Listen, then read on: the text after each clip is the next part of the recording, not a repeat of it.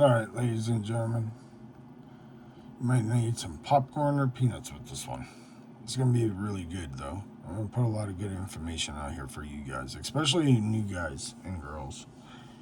You guys are going to understand why things are doing stuff. And when you're buying stuff, you expect it to do something, but you don't know any better, right? So, this is why you have to test equipment. You got to make sure it's set up right. You got to make sure it does what it needs to do. You got to make sure you're using the right tip for the right system. Can't be overpressure in system, you know? But we need to make it work and get to the system that I paid for. So, here's an example of a trailer I went through today. And I have a couple things, and I'll add that later. But if you look, I run pressure tests on everything. Same as voltage drop. I want to know exactly what numbers I'm at. I want to make sure I'm getting what I paid for, and so on and so forth. So with this gun right here, you always hear me tell you guys, certain guns will not work great with certain systems. And this is why you have to dial in your system. You have to get your system to get to what you paid for. And you have to get it set up right. So he said it was weak. We did some tests and it was really weak. It was like my 7-gallon, but a little more behind on it. Okay. And you know my 12 volt throws weight. The one I had. So running this at open gun, I took a picture. We're at about 110, 120, right? So it shuts off at 200 it's set at.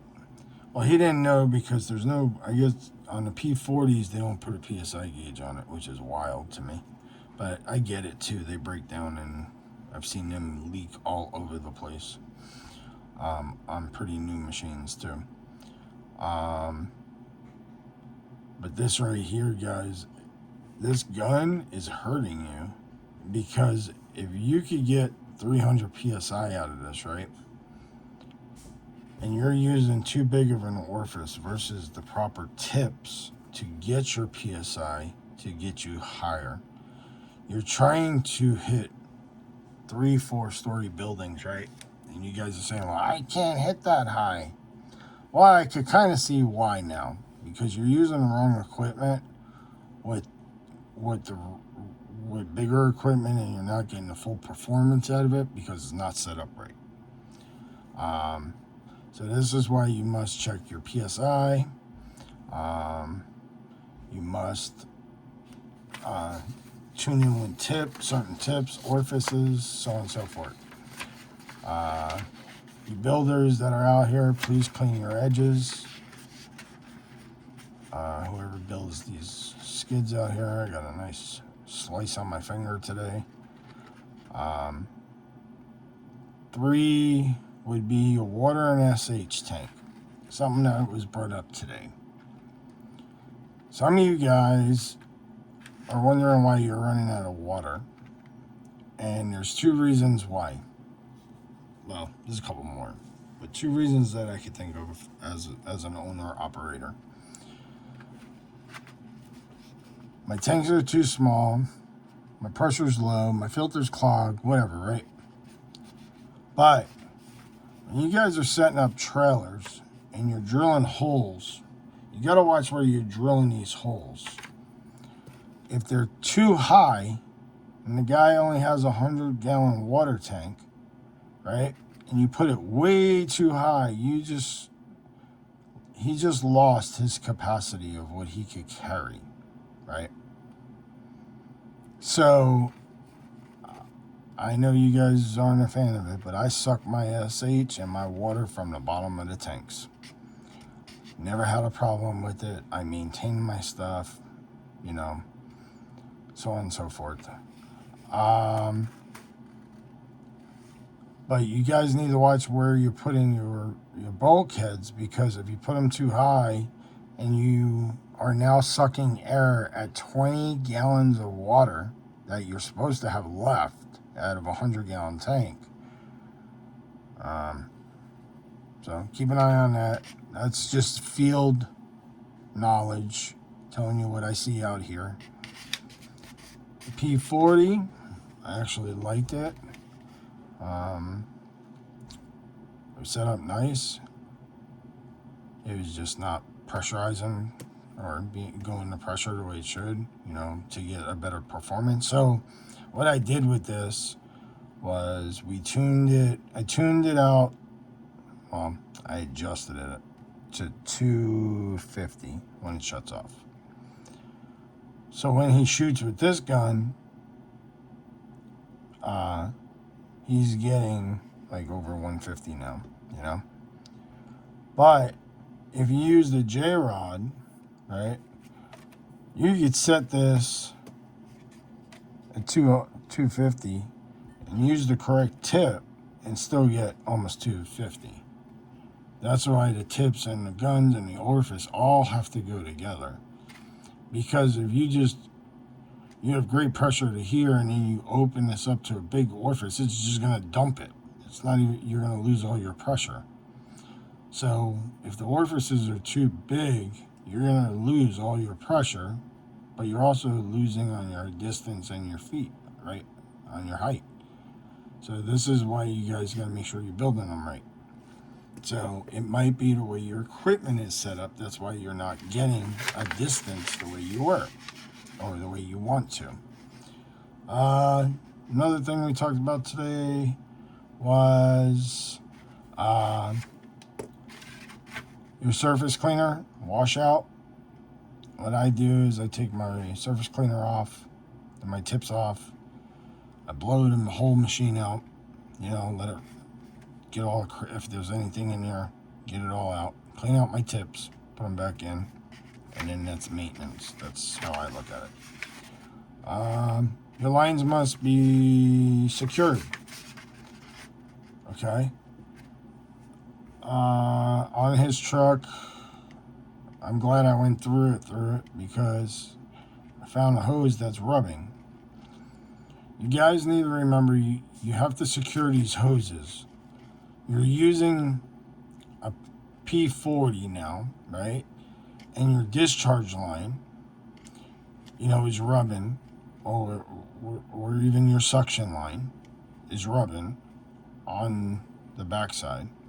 So you should secure all your lines so when you're on and off the gun, your lines aren't moving like that.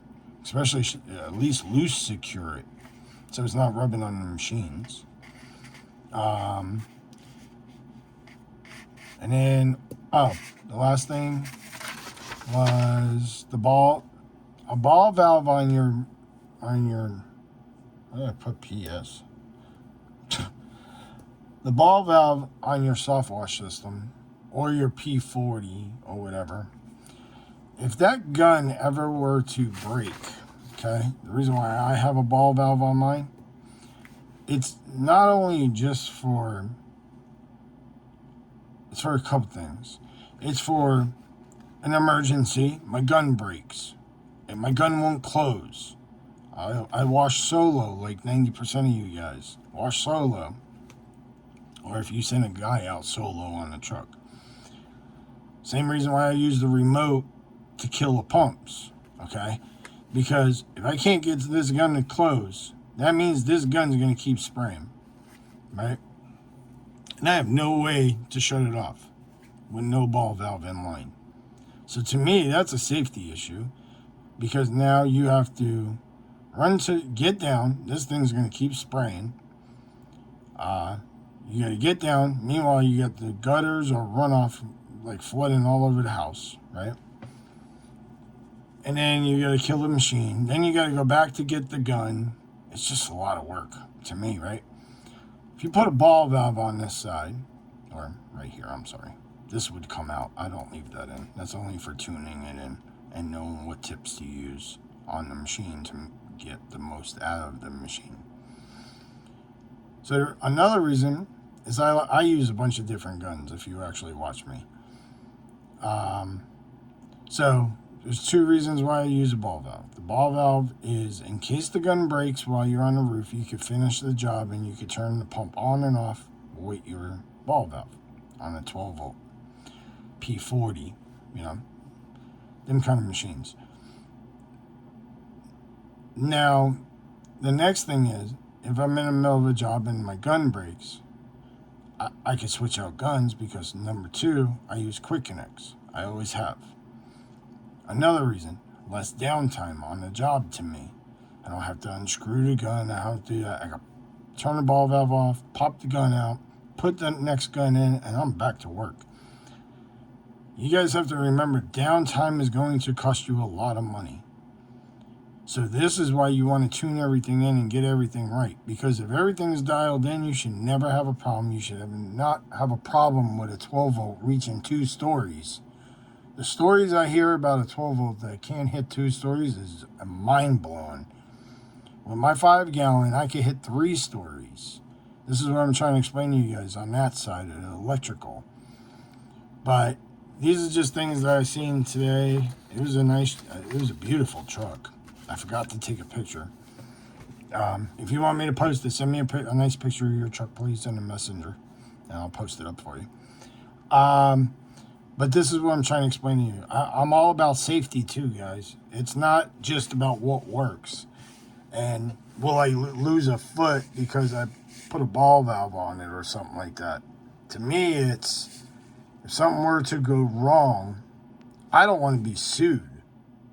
And I don't want more problems than I need because I'm going to stay busy. I don't want to be busy with headaches. So I don't want downtime. I don't want hose breaking. I don't want, period, nothing like that. I want it to work the way it was built to work. Some of the stuff we have to adjust to make it better, but you have to tune everything in. Voltage drops, PSI gauge tests, tip tests. If you use a J-rod, you got to check each tip, see what you're getting, make sure you're not overpressuring the system or pressurizing the system. All right, guys, that's 12 minutes, almost 13 minutes long. Have a great night. Take care now.